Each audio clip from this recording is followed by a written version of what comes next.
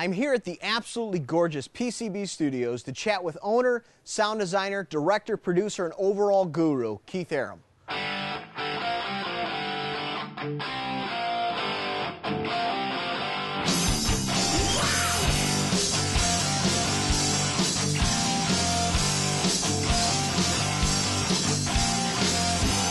You are a very busy man with a very cool studio. You got to tell me what you're about. I created PCB Productions about 10 years ago, mainly focusing on digital content creation. So we work on motion pictures, video games, graphic novels, mobile, internet, you name it. Everything and anything in between. But you have to do it well if you're going to do it. So you've been doing this though for, what was it, 20 years you were saying? Yeah, I mean, right out of college I got into music. I was on Capitol Records and was touring as a musician. And I got into film scoring and got sucked into video games and worked for a lot of big companies. And then after a while decided to go into business of my own, so that's where I am. So now that you went from, I guess, tech, for lack of a better word, to studio owner, do you find yourself doing tech work anymore? Is it more management, totally, or is it a little bit of everything? Yeah, I mean, my curse and my blessing is I'm half technical and half creative. So I grew up with all the gear, and that's what I kind of have always been interested in. But at the same time, I've also been really interested in making the content as good as it can be. So I got into writing and directing and creating properties. So what's really neat from a technical standpoint is there's things that we can do in the studio, we can do in post, that our clients don't know that we can do. So if you can influence a project technically on a creative level, suddenly you're creating something that no one ever knew they could do before. But we know because we work with the gear every day. We say, wouldn't it be cool if we could do this? But no one's ever come to us to ask us to do it. So it's nice coming from a technical background to bring that to our projects. Now that you're directing, having been directed, before, do you find yourself doing the things that you wish somebody would let you do, when you were being directed as the director now? Well, I mean, you're learning from their mistakes, and if you can walk away from a project and said, oh, on this project we did this, and it would have been great if we could have learned how to do these different things. That's what I kind of bring now to my projects, is that experience of 20 years of work and seeing mistakes made on set or making in the studio and saying, I don't want to make those mistakes. So I'm bringing a lot of that experience to the projects, and I think that by having that experience, it's making the projects better. The game industry in particular is a very collaborative industry, and whereas the film industry is more a unified vision of a director. And so it's kind of neat to have that collaborative spirit now focusing around someone who has a creative direction. So I'm very much a team player, and I'm interested in having that unified vision coming from a single place, but I still am trusting all the departments to really come together to make the films happen. What is the most fun that you've had on a project? Teams that I've been getting to work with recently, especially on the big games. I just wrapped up Modern Warfare 2 with the Infinity Ward for the Call of Duty series, and we worked on that project for a year and a half, 2 years. And what's amazing is that you have so much fun with the actors because you're working with celebrities and the top voiceover talent, or you're going out and working with these teams on the projects. And I think that that's the most satisfying part, is that every day it's a new challenge. You're kind of testing your creative, you're testing your technical, and you're working with people that you never would have had a chance to do otherwise. So it's a really good opportunity to work in the industry. Do you play the games that you actually work on? I do. I wish there was more time to say that I play everything.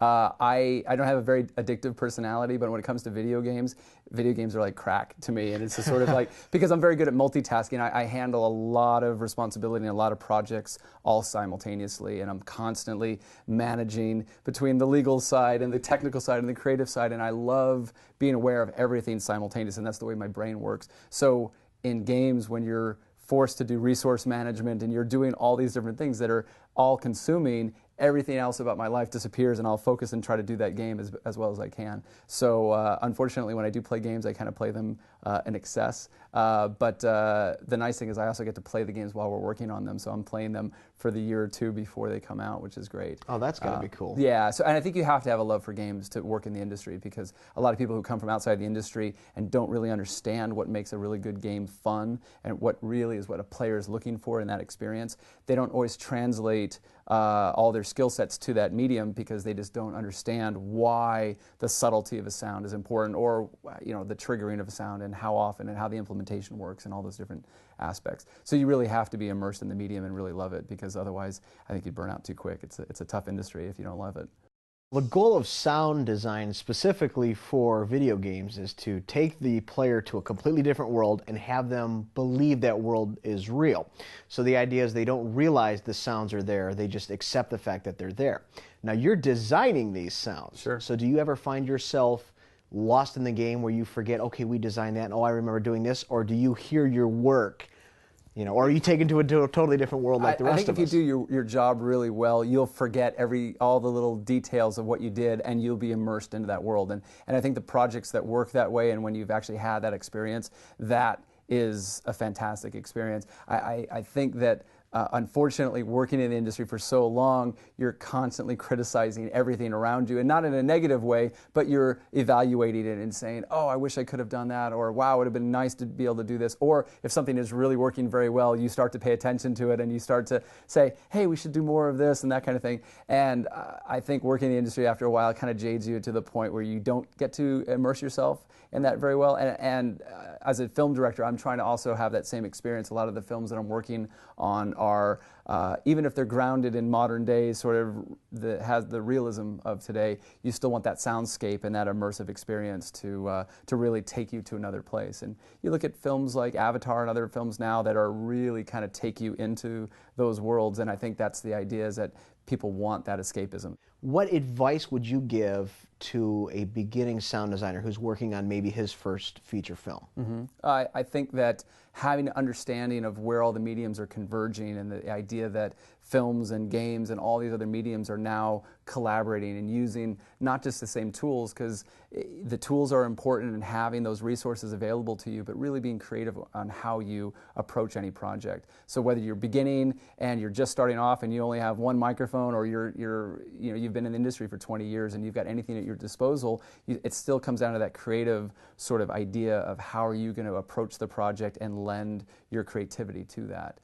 Because in my mind, the technical side has to go away so you can focus on the creative. And the way I set up my studios and the way I set up my work is that everything behind me is transparent. And when I'm working with an actor, if I'm working on a sound, if I'm scoring, I don't really want to be thinking about how am I going to build this template, or how am I going to be wiring this into this other part. I just want to be focused on the creative. So I do all that in advance before I go in. So I think a lot of guys get so focused on just the technical side of it that they forget what they're recording and what they're doing. So for going into the industry, it's just really using your ears. You learn to listen differently as you get older. Sometimes you're hearing, after years of touring, I know I've thrashed my ears, but I actually listen better now than I did when I was younger, and I hear things that people don't hear because I've learned how to listen.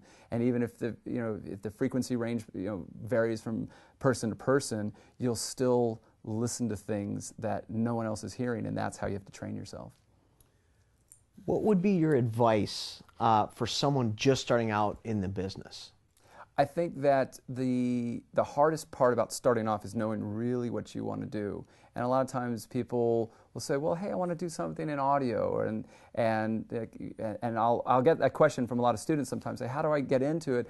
And my first answer to them is, what do you love to do? I mean, if you had your choice, really understand what you love to do. Is it music? Is it sound design? I mean, it's not that you can't do all of those things, but you have to start somewhere. And my best advice is really look at what you do well, what you've naturally gravitated towards, that you would do for free. Forget about a job, forget about how much you get paid, forget about what the industry is, forget about what everyone is thinking is popular right now. It's really what you like to do. Because if you really love recording rocks, then you should find a job recording rocks, and that should be your start into the industry. Because the whole idea is, if you can find something that you would do when no one is paying you to do it, you just would go out there and do that. And if you can then turn that into a job and monetize that, then you're truly happy at doing what you're doing.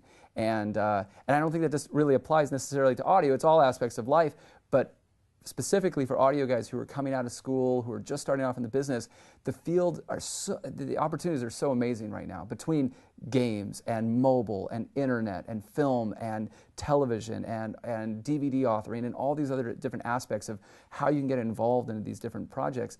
You need to be able to get a grasp of all of that, because the tools are all going to share, the sounds are all going to be spread across all those different mediums. We're all using the same mics, the same boards, the same outboard gear, all the same kind of stuff we're using now for anything. And in fact, when I'm working on a film, sometimes some of the audio work is a vacation from doing game work. Even though games were considered smaller, sometimes the work I have to do in games is much more technically difficult than any of the work I have to do for films. So I need to have a common understanding of those two mediums to understand how to apply that knowledge.